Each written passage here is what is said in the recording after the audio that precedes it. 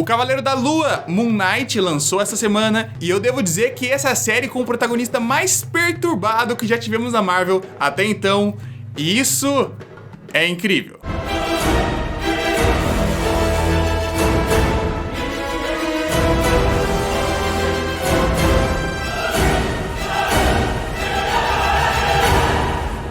Bom, vamos comentar aqui sobre o primeiro episódio do Cavaleiro da Lua, que eu assisti durante a madrugada, e devo dizer que as coisas ficaram um pouco diferentes, né? Vocês vão entender exatamente por quê. Cara, é um episódio que eu gostei bastante do começo, dessa introdução do personagem, dessa introdução dele a esse universo e de como as coisas podem se desenrolar. A gente acompanha ali na história o Steven. Steven é um cara comum, simples, até um pouco triste a sua vida. É aquela vida ali que você leva e fala, tô vivendo aqui. Ele trabalha num museu, só que ele não é, né, nenhum cargo muito importante ali, por mais que ele queria. Fica muito claro ali que ele queria muito ser um guia turístico, conseguir ensinar as pessoas sobre as coisas que ele sabe, sobre o Egito e tudo mais. Mas ele é só o cara que vende bala pras crianças. No, you're bloody useless unless you're actually doing what you're paid to do, which is to sell these to children. Got it. Ele vai levando a sua vida ali, ele é bastante quieto, bastante tímido, até bastante retraído. As pessoas abusam dele, principalmente a sua chefe, né, que fala com ele como se fosse qualquer coisa, manda, dá umas ordens lá de qualquer jeito meio torto, e ele vai só seguindo a vida. Listen, if you don't stop nattering at me, I swear I'll shove you in a sarcophagus. You can tell the bloody pharaoh in there what's wrong with him and all. Acontece que Steven tem uma outra coisa meio estranha que rola na sua vida. Isso a gente já vê na primeira cena do episódio. Ele meio que tenta não dormir o tempo inteiro. Hello, and welcome to Staying Awake. Let's start with trying to solve a puzzle. Solving puzzles is a great way to keep your mind awake. Né, ele tem um sistema ali pra se manter acordado, ele tenta seguir as regras daquele sistema pra ficar acordado o tempo inteiro, ele fica fazendo joguinhos durante a madrugada, porque ele não quer dormir, porque de vez em quando ele meio que apaga e se vê em outro lugar e acha muito estranho, ele não entende o que acontece ali, por isso ele quer evitar que isso aconteça de todas as formas. Honestly, my body wants to get up and wander about. You know, like it has to get the 10,000 steps in.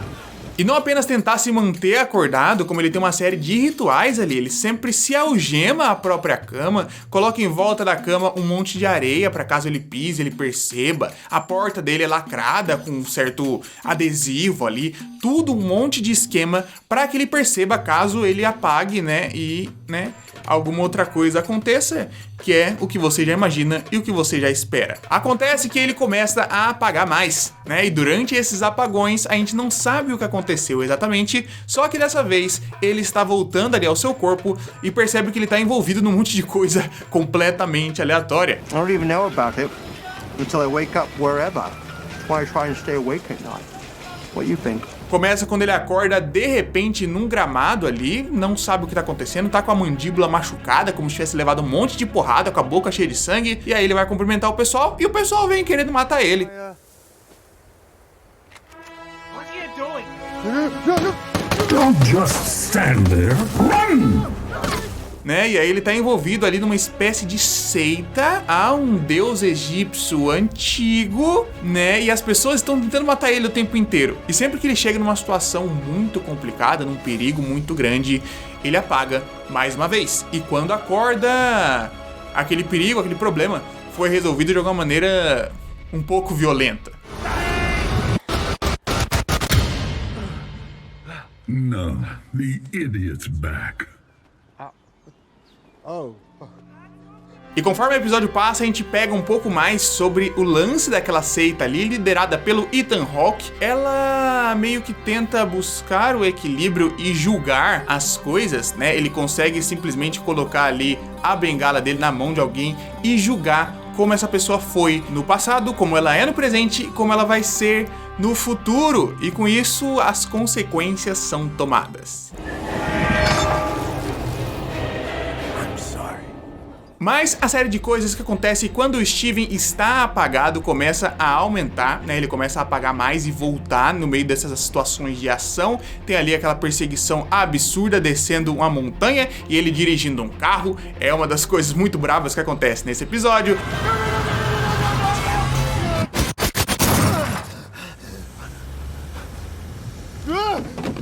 ele convidou uma mina pra sair e, né, não tinha sido ele, tinha sido o outro ele. Stevie, you absolute rascal.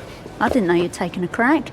I didn't know either. Então ele vai buscando mais pistas, ele vai chegando mais perto da verdade e ele descobre que existe, de certa forma, dentro dele, um cara chamado Mark. A gente não sabe muitos detalhes sobre ele ainda, né? Só quem acompanhou os quadrinhos ou quem sabe sobre o personagem do Cavaleiro da Lua, mas é isso, não vou dar spoiler aqui sobre os detalhes dele, não. Why did you call me Mark?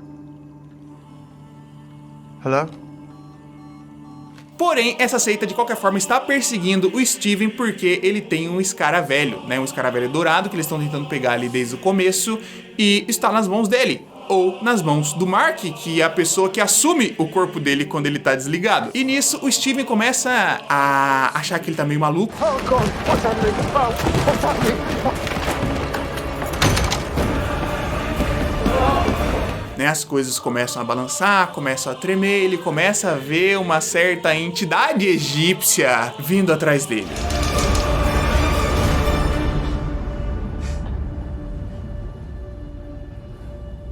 E assim, meu amigo, desde a cena do elevador, que ele começa a ver aquela imagem gigante, estranha, caminhando em direção a ele, até outra cena mais pra frente que a gente vai comentar.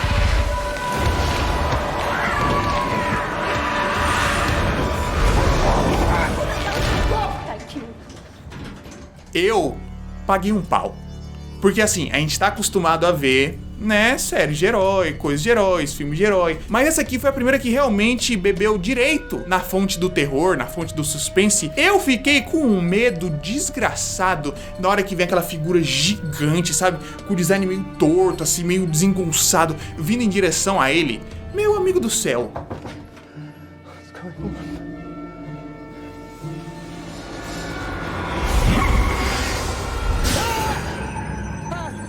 E essa sensação só aumentou quando a gente chega mais pra frente numa sequência que ele vai pro museu, né? Ele vai lá pro museu trabalhar e ele comenta que está sendo perseguido por alguém, né? E é, obviamente, o Ethan Hawke que está ali de volta, né? Procurando ele porque conseguiu pistas sobre a própria identidade do Steven. E essas pistas foram ele mesmo que deu quando ele estava tentando se explicar e dizendo quem ele era. Mercenary. Mercenary? No, I'm not a mercenary. No, I'm a gift shopist.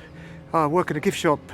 My name's Stephen Grant. Mas assim, essa seita já está grande, ela está infiltrada no museu, tinha gente que trabalhava lá, que participava da seita e estava ali para ficar de olho em tudo.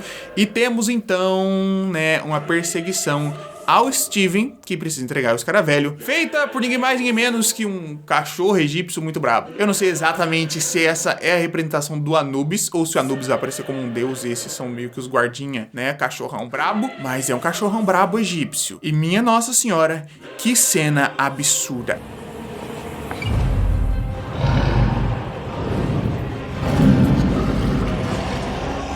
Essa foi a cena que eu fiquei sem fôlego, que comecei a pular pra trás várias vezes, porque é um bicho muito feio e fica muito claro a construção de terror quando eles não estão mostrando ele. Claro que assim, isso acaba facilitando as questões de orçamento, produção, fazer o bicho em 3D, e aí barateia um pouco mais o episódio, fica mais fácil de pagar tudo isso, mas você não mostrar o bicho do terror, só mostrar o terror que a pessoa está sentindo quando tá vendo aquilo, é uma das estratégias pra filmar terror. E como a câmera vai acompanhando ali o Steven dentro do museu, se escondendo daquela figura, que a gente só vê os sons, a gente só ouve o bicho muito brabo, grunhindo, destruindo outras coisas.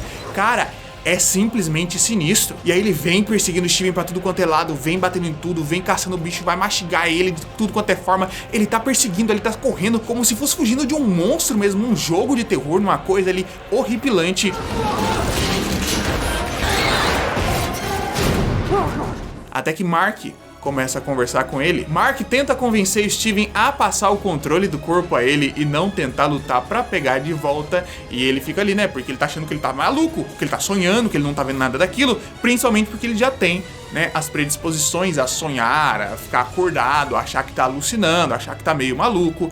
E aí o espelho tá conversando com ele. Mas no final das contas, quando aquela criatura canina horripilante egípcia vai entrar no cômodo, ele cede o controle. E quem assume o seu corpo é o próprio Cavaleiro da Lua.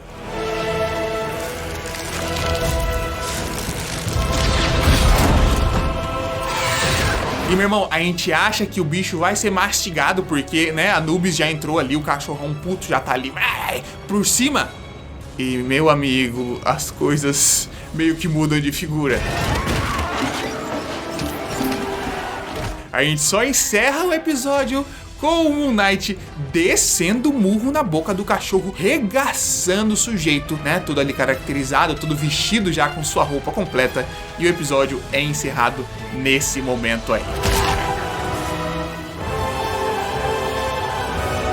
Eu gostei demais, gostei demais. Eu espero muito, eu não sei, né? Geralmente eles acabam desvirtuando um pouco, mas eu queria muito que eles mantivessem em todos os episódios da série esse lance de misturar um pouco do que é a realidade, do que não é, deixar o protagonista sempre meio confuso e utilizar esses elementos do terror que conseguiram utilizar nesse episódio aqui. Eu achei isso muito legal, muito bem aplicado, inclusive. Não fica aquela coisa que é sinistra de nível de terror, de você não conseguir dormir à noite, pesadelos, nem nada, né? É acessível para jovens que queiram assistir e não queiram, né, mijar na cama, mas ainda assim tem um tom diferente, tem aquela pegada ali que dá pelo menos uma tensão diferenciada, e esse é o tipo de coisa que é interessante, principalmente porque eles estão buscando aqui conceitos de deuses, de entidades, de deidades, então a coisa fica um pouco mais sinistra ali, e eu gostei demais.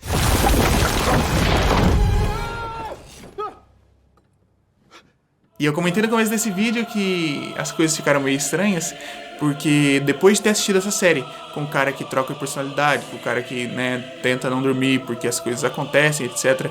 Eu acordei essa manhã em cima de uma pocinha de sangue.